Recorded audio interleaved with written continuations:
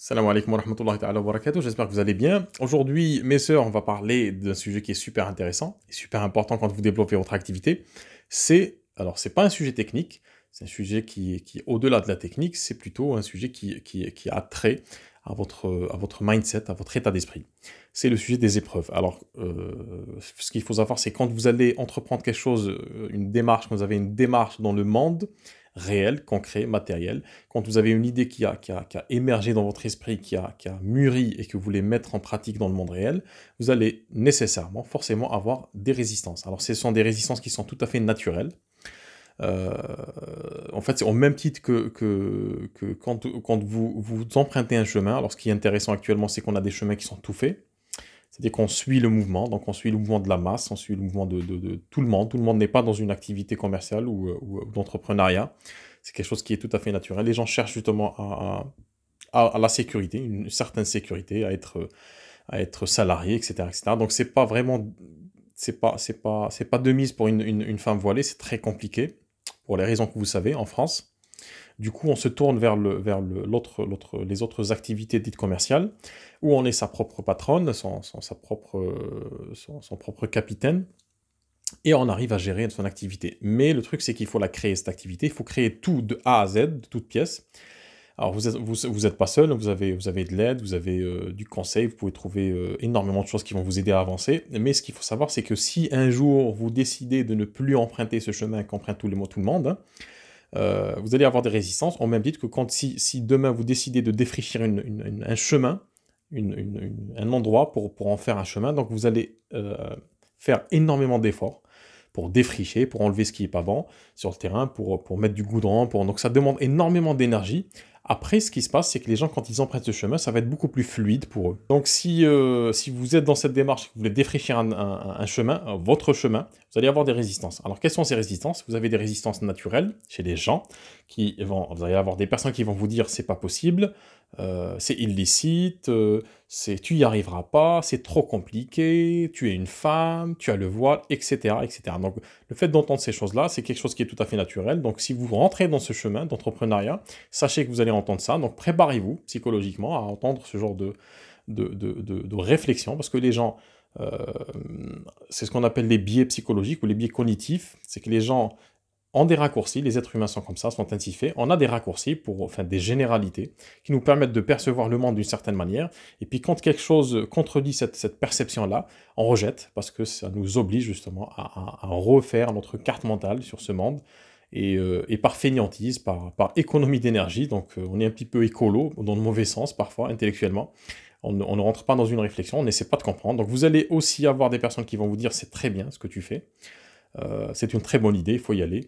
Et certaines vont même vous aider à avancer pour défricher votre propre chemin de vie.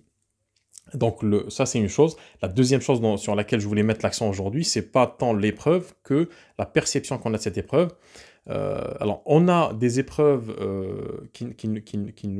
auxquelles on fait face dans la vie. Le souci, c'est que parmi certaines de ces épreuves-là ne sont pas réellement des épreuves, ce sont des choses qu'on inflige, on s'inflige à soi-même. Comme je vous ai dit, on fonctionne avec des cartes mentales, on fonctionne avec des perceptions. Et ces perceptions sont très très différentes. On ne parle pas de religion ou une vérité absolue. Et cette vérité absolue, même cette vérité absolue, qui est la révélation, peut être interprétée de différentes manières selon ce que permet la langue arabe ou le contexte du texte. Donc les différentes interprétations de la révélation sont permises parce que dans le cadre toujours du respect de la globalité, de la cohérence de la révélation, mais c'est permis parce que nous, êtres humains, on est relatif, on n'est pas absolu et que le texte en lui-même est absolu. Donc je ne parle pas de ce côté absolu, je parle de nos épreuves qu'on s'inflige à nous-mêmes. Et ce qui est insidieux, ce qui est même parfois, dommageable et très dangereux même pour la santé mentale de la personne, c'est qu'elle s'inflige des épreuves, des blocages, et elle se dit, c'est Allah, c'est Dieu, en parenthèse, bon, quoique j'aime pas trop dire Dieu parce que ça vient de Zeus, Allah, donc le Seigneur, me teste, m'éprouve pour savoir si je vais être forte ou pas. Donc il faut vraiment faire attention à ça, parce qu'on ne peut pas savoir exactement ce qu'il veut dans notre contexte de vie, sauf certains cas où on a des signes qu'on peut comprendre nous-mêmes, mais le plus généralement, on ne sait pas. On ne sait pas exactement qu'est-ce qu'il veut de nous dans tel ou tel contexte. Donc, faire attention à ne pas penser que les blocages et les résistances qu'on se crée soi-même dans la vie, les attribuer au Seigneur pour dire, en fait, c'est une forme de fatalité, de fatalisme, et que se dire, je ne peux pas gérer, je ne peux pas faire parce que c'est ainsi, parce que c'est une épreuve, et je dois me... Alors c'est très très problématique parce que ça nous met dans des situations d'isolement intérieur, ça nous met dans la gêne, ça nous met dans la souffrance, et il est très important, quand vous avez une résistance, de vous poser la question, de vous dire, est-ce que j'ai cette résistance-là parce que il y a des facteurs objectifs dans ma vie qui font que ça ne marche pas et que peut-être il faut que je change ma façon de faire, parce qu'il faut faire très très attention à ne pas faire dire au Seigneur ce qu'il n'a pas dit. C'est une chose qu'on ne peut pas savoir avec certitude. Globalement, il y a certains chemins qui ne sont pas bons, on le sait, certaines directions ne sont pas bonnes, donc on va les éviter. Par contre, dans tous les autres domaines où on a cette latitude d'action, on a cette possibilité, cette liberté, il faut faire très attention à ne pas chercher des exutoires ou des justificatifs sur notre inertie, notre propre inertie. Alors, je ne parle pas de lâcheté, parce qu'il ne s'agit pas de lâcheté généralement. On est tous, comme on dit en psychologie, on est tous en mode on a une écologie intérieure, c'est-à-dire on fonctionne en mode économie d'énergie, justement pour essayer de ne pas souffrir, ou essayer de limiter notre dépense d'énergie, parce que notre énergie n'est pas infinie, elle est finie, donc on doit gérer et cette énergie physique, et puis l'énergie mentale qu'on a, affective, émotionnelle. Donc on doit être concentré. Pour être concentré, être efficace pour continuer à vivre, on a d'autres, parfois, certaines situations qui sont liées à un contexte familial, ou un contexte social, ou un contexte légal. Par exemple en France, le fait par exemple de ne pas pouvoir travailler dans une administration avec son voile. Donc certaines épreuves sont réelles, et dans ce cas-là, on va les prendre comme des épreuves réelles, et on va essayer soit de leur rentrer dedans, de les éclater, soit de les contourner, soit de passer au-delà. Donc, il y a plusieurs façons de faire. Il faut toujours choisir la façon la plus simple et la plus saine et la moins énergivore, celle qui bouffe le moins d'énergie. Donc, moi, cette vidéo-là, c'est pour vous dire, faites attention à ne pas faire dire à l'épreuve ce qu'elle n'est pas réellement. Certaines épreuves ne sont pas des épreuves, ce sont parfois des blocages parce que... et c'est plutôt les épreuves généralement, en fait, ces épreuves-là, ces blocages-là, sont une manière, en fait, c'est un signal qui nous est envoyé par cette mécanique de la vie. Je ne dis pas par le Seigneur, je ne sais pas. Parfois c'est par le Seigneur, parfois c'est dans cette mécanique de la vie. Avec laquelle, c'est-à-dire qu'on perçoit avec une certaine couleur, une certaine disposition d'esprit. Chacun est différent, chacun voit les choses de manière très différente.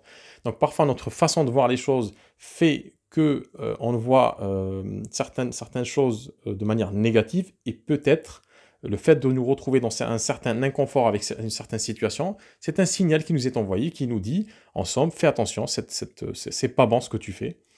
Il y a quelque chose qui cloche, il y a quelque chose qui n'est pas bon, qui n'est pas aligné avec tes valeurs, par exemple. Et dans ce cas, on va se poser, on va réfléchir, on va se dire, voilà, est-ce que cette épreuve-là, est-ce que cette difficulté-là, est-ce que c'est une difficulté logique qu'il faut que je traverse, ou est-ce que c'est quelque chose que je vais contourner en laissant tomber, par exemple, ce que je pense sur telle ou telle chose, ma conception de telle ou telle situation. Donc, faites attention au terme épreuve, parce que le plus souvent, ce qui se passe, en fait, ce qui crée la confusion, c'est qu'on fait la confusion entre épreuve au sens religieux, épreuve qu'on traduit, le fitna qu'on traduit par épreuve, alors que le fitna ne veut pas dire épreuve en arabe, au sens stricto sensu, c'est pas du tout ça.